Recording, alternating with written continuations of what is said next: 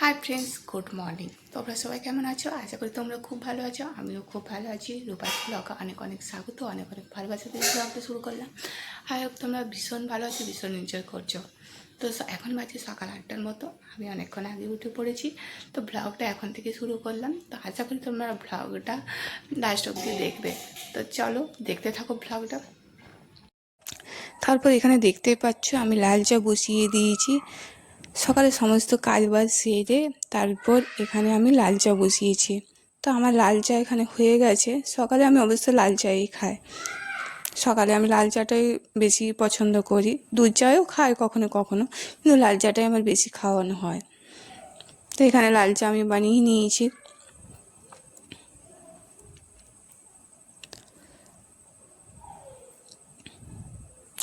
তো সাধারণত সকালে আমি লাল চাই খাই। আর এখানে দেখতেই পাচ্ছ আমি সাথে নিয়েছিলাম বিস্কুট। তো বিস্কুট আর চা সকালটা এভাবে আমার কেটে যায়।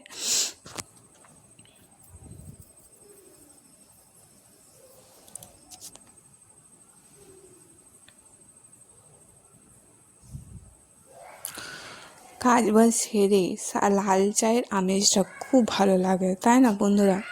তো এখানে আমি লাল চাই বানিয়েছিলাম, তো সেটাই আমি খাচ্ছি। তারপর দেখতে পাচ্ছ এখানে ছেলের জন্য আমি নিয়ে নিয়েছি ব্রেড। আর এখানে আলু অল্প সেদ্ধ ছিল, সেটা আমি একটু ভেজে নিয়েছি। তো ছেলের জন্য সকাল সকাল ছেলে বায়না করেছে পিৎজা খাবে। তো ছেলে ঘরে যা ছিল সেটা দিয়ে আমি বানিয়ে দিয়েছি। তো এখানে তার জন্য আমি চিজ অল্প নিয়ে আর বানিয়ে দিয়েছি।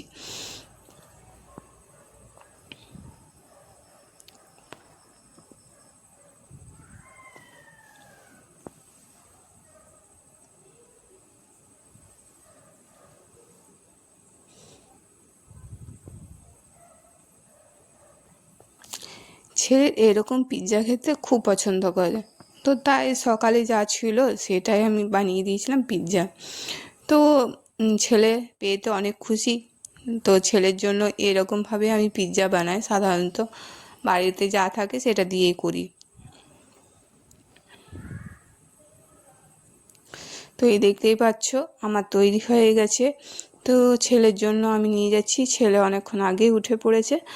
তো ওকেও ফ্রেশ করে তারপর দেখো এই ব্রেডগুলো বানিয়ে দিয়েছি। তো এখন ছেলেকে ওই ব্রেডগুলো দিয়ে দিচ্ছে।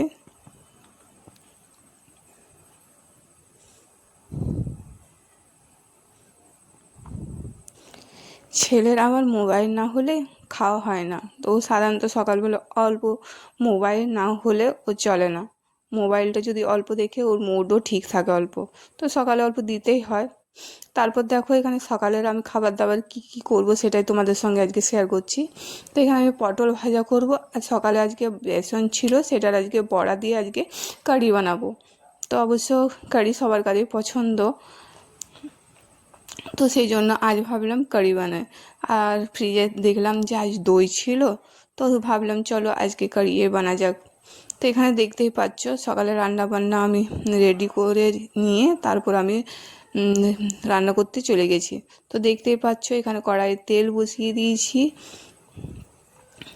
তো আজকে দেখতেই পেলে আমি কি কি রান্না করব। তো এখানে আমি তেল গরম করে পটলগুলো ভেজে নেব।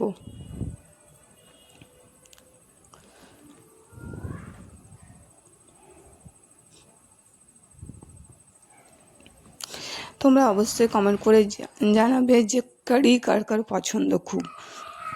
আমার তো খুবই ভালো লাগে কারি। হাজবেন্ড ছেলে খুবই পছন্দ করে। তো তার জন্য আজকে কারি বানিয়েছিলাম।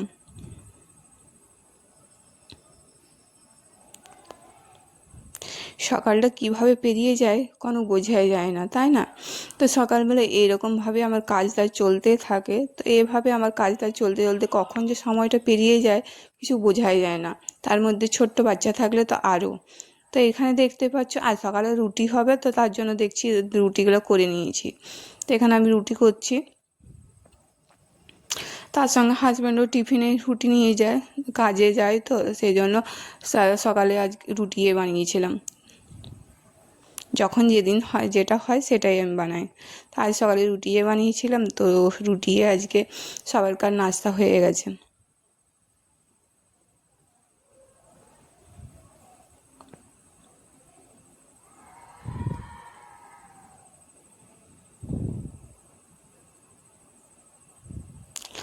আর তার মধ্যে আজকে সকালে এত প্রচণ্ড ভাবে গরম পড়েছিল, খুব গরম লাগছিল। তো সকালে রুটি করতে করতে এতটা ঘেমে গিয়েছিলাম, তো মনে করছিল না যে রুটি করি, এতটা গরম।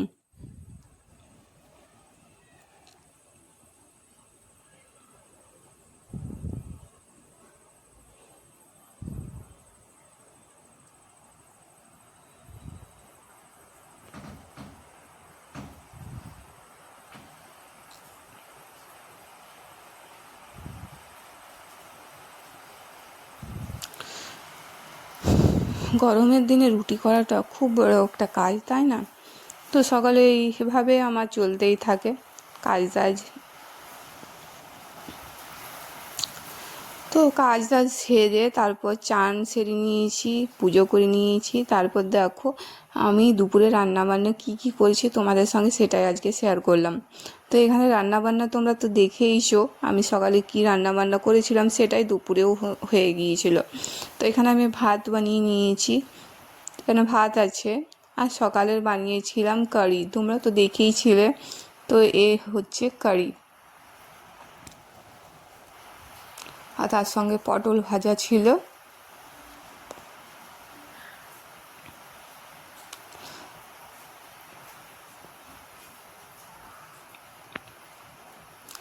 আর এখানে বড়া ভাজা যেগুলো বানিয়েছিলাম কারির জন্য সেগুলো দু চারটে রেখে দিয়েছিলাম। আর এই হচ্ছে ছেলের খাবার, ভাত ছিল, আলু ভাজা ছিল আর ডিম সিদ্ধ। এই হচ্ছে আমার ছেলের খাবার।